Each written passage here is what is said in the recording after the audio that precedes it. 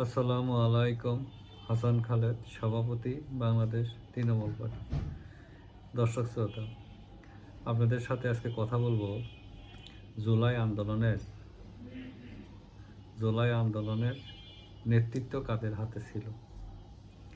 আমরা প্রথম শুনেছিলাম ডক্টর ইউনূসের মুখে যে মাস্টারমাইন্ড ছিল মাহফুজ। তো এখন সেটা মাহফুজ রিফিউজ করে, উনি মাস্টারমাইন্ড ছিলেন না। যাই হোক, রিফিউজ করলে ওটি সঠিক। তাহলে ডক্টর ইউনূস তাকে কেন নেতা বানাইতে গেলেন, সেটার উত্তর হয়তো উনি দিতে পারবেন। অতি সম্প্রতি আরেকজন রিয়েল হিরো পাওয়া গেছে, real hero Peter Haas. Peter Haas সেই সময় অনেক আনাগোনা করতো না, এ প্রান্ত থেকে ও প্রান্ত যেত, মানুষের বাড়ি বাড়ি যেত, যে মায়ের ডাক এগুলো নিয়ে। তো মায়ের ডাক প্রোগ্রামগুলো নিয়ে মানুষ মিশ্র প্রতিক্রিয়া ছিল। মানুষ তো গুমের বিপক্ষে ছিল, যে কোনো হত্যা নির্যাতনের বিপক্ষে সবসময়, এখনও বিপক্ষে ছিল। কিন্তু কতটা সঠিক কতটা অসঠিক সেটা নিরূপণ করাই হলো মূল বিষয়। তো আমাদের দেশে তো সবসময় অতিরঞ্জিত হয়, গুজব বেশি কাজ করে।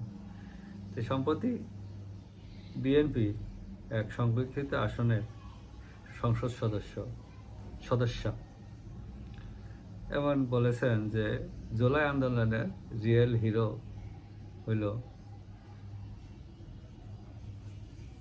Peter Haas.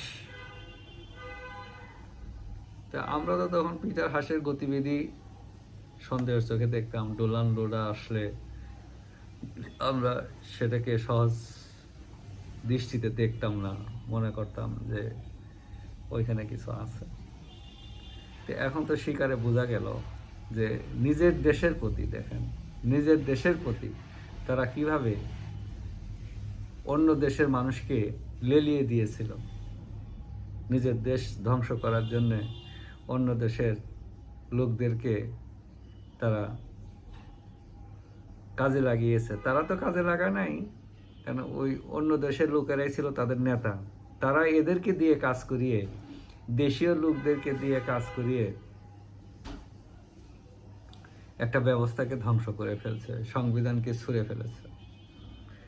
একটা সরকার যদি গণবিরোধী কাজ করে, আন্দোলন সংগ্রামের মাধ্যমে তার পতন ঘটানো যায়।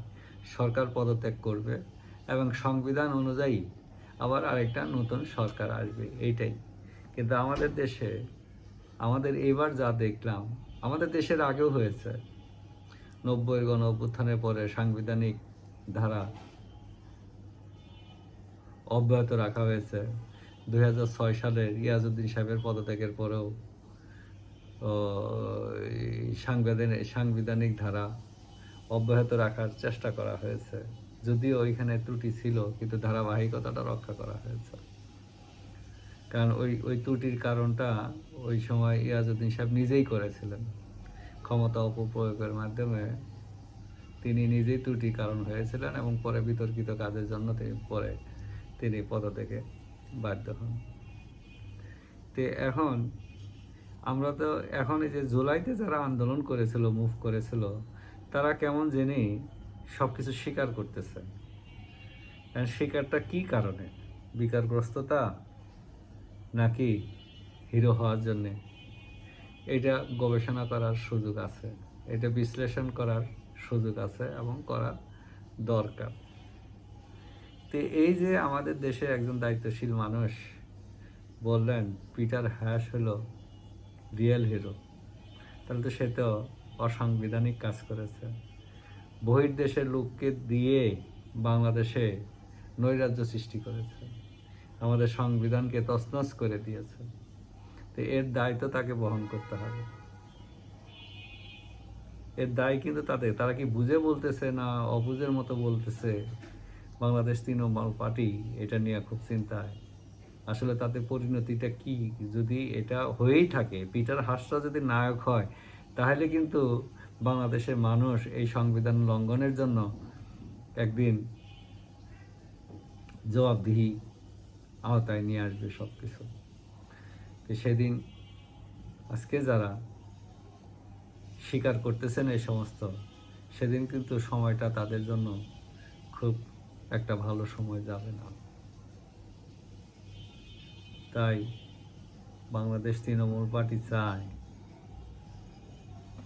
কথা বলার আগে চিন্তা করি সেটা কোন পর্যায়ে গিয়ে থাকে, কেন এভিডেন্স তৈরি করে যাচ্ছি যে যেখানেই থাকি সুস্থ থাকি, নিরাপদ থাকি। ধন্যবাদ সবাইকে।